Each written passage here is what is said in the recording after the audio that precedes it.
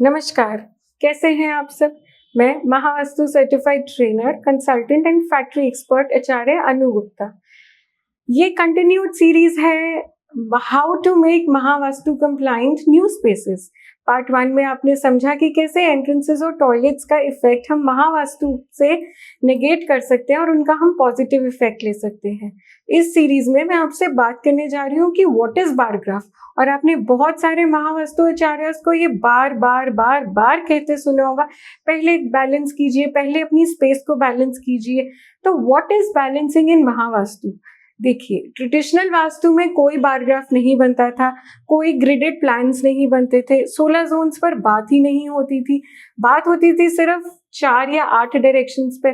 But Mahavastu, जो कि अवधारणा है केबी सर की, जिन्होंने 30 इयर्स के इंटेंसिव रिसर्च पर और कारगर 16 टेक्निक्स डिवाइस की हैं जिससे रिजल्ट्स आते हैं, उसके बेसिस पर ये 16 जोन्स हमें डिवाइस करके दिए हैं।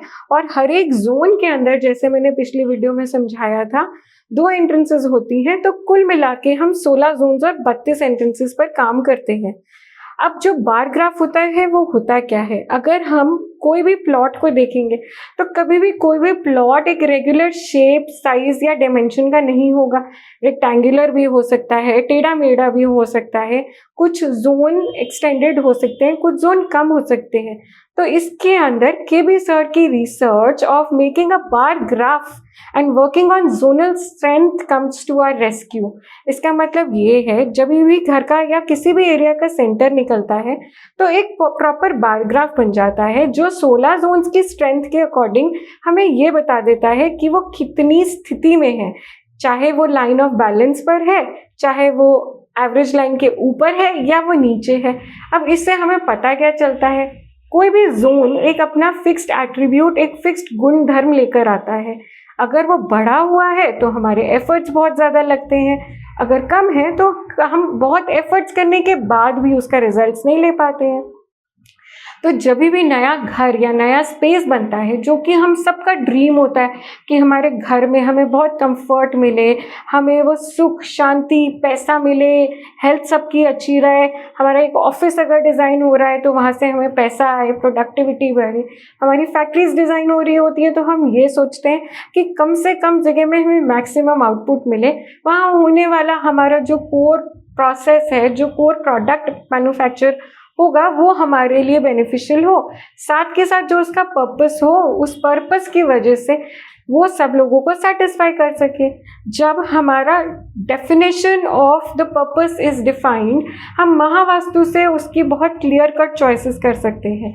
हम एंट्रेंसेस हिसाब से बना सकते हैं। हम महावास्तु एस्ट्रो चार्ट्स के अकॉर्डिंग उस जोन की एंट्रेंस भी दे सकते हैं। जैसे अगर आप घर बना रहे हैं तो ब्रेड बटर ओनर के बॉक्स 4 की एंट्रेंस दे सकते हैं। अगर ऑफिस बन रहा है तो हम बॉक्स 2 की दे सकते हैं, बॉक्स 10 की एंट्रेंसेस खोल सकते हैं। अगर हम फैक्ट्री में चले तो बॉक्स 2, बॉक्स 10 फिर से दे सकते हैं। तो ऐसे केबी सर की रिसर्च के बेसिस पर हम घर की एंट्रेंसेस को डिफाइन कर सकते हैं। अब हम बात कर रहे थे बार चार्ट की। तो बार चार्ट में जब भी कोई जोन एक्सटेंडेड या कम होगा तो इसका मतलब ये होता है कि हमें उसे सम स्थिति में लाना होता है। सम स्थिति मतलब बैलेंस स्टेट, ना अति ज़्यादा ना कम, यानी कि कमी, बैलेंस स्टेट। और ये बैलेंस स्टेट अचीव होती है महावास्तु टेक्निक से। हम उसके अंदर क्या करते हैं? हम कलर्स का चॉइस करते हैं। हम colours, paints, lights, patterns, designs, upholstery, पर्दे, बेड्स, ये सब यूज़ कर सकते हैं किसी भी जोन के एट्रीब्यूट्स की जोनल स्ट्रेंथ को कम या बढ़ाने के लिए। तो अगर कोई जोन बढ़ा हुआ है तो महावास्तु के अकॉर्डिंग हम उसके चाइल्ड कलर्स को इंट्रोड्यूस कर सकते हैं, बार ग्राफ में डिटरमाइन कर लेंगे। और जब घर बन रहा है तो हम उसके चाइल्ड कलर को हम पेंट कर सकते हैं। ऐसे ही महावास्तु में सबसे ज़्यादा एक इम्पॉर्टेंट चीज़ जो देखी जाती है वो होती है activity, utility and objects. KB sir की रिसर्च के अकॉर्डिंग एक्टिविटीज़, यूटिलिटीज़ और ऑब्जेक्ट्स को जोन के एट्रीब्यूट से सिंक में होना चाहिए। इसका मतलब क्या हुआ? देखिए, किसी भी एक जोन का एक अपना फिक्स्ड गुणधर्म होता है। अगर हम इसकी बहुत माइक्रो डिटेलिंग में जाएंगे तो ये हमें समझ में आता है कि किसी भी जोन को गवर्न करते हैं कुछ देवतास। उन देवतास का एक अपना ही कर्म होता है, एक अपनी ही एक्टिविटी होती है। अगर हम उस एक्टिविटी को उस जोन से जोड़ दें तो वो हमारे लिए बेनिफिशियल हो जाती है।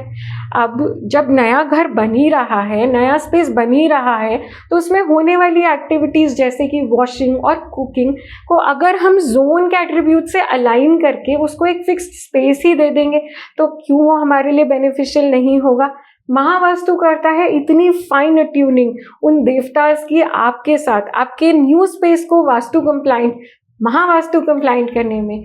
ऐसे ही जो एक्टिविटीज़ के लिए ऑब्जेक्ट्स और अप्लायंसेस यूज़ होते हैं जैसे कि मशीन्स हैं, मिक्सीज़ हैं, उनकी भी एक प्रॉपर प्लेसमेंट होनी चाहिए, वो भी एक प्रॉपर जोन में रखी जानी चाहिए।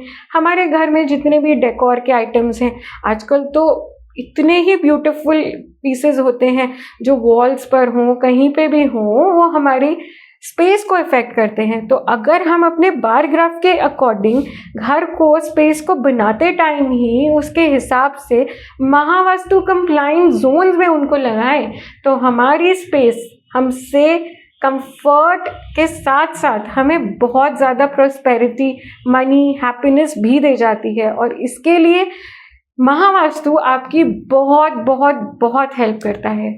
तो चलिए इसके नेक्स्ट वीडियो में मैं आपसे इसकी और डिटेल में बात करने जाऊंगी कि कैसे महावास्तु आपकी प्रकृति के अकॉर्डिंग आपकी न्यू स्पेसेस में आपकी हेल्प कर सकता है।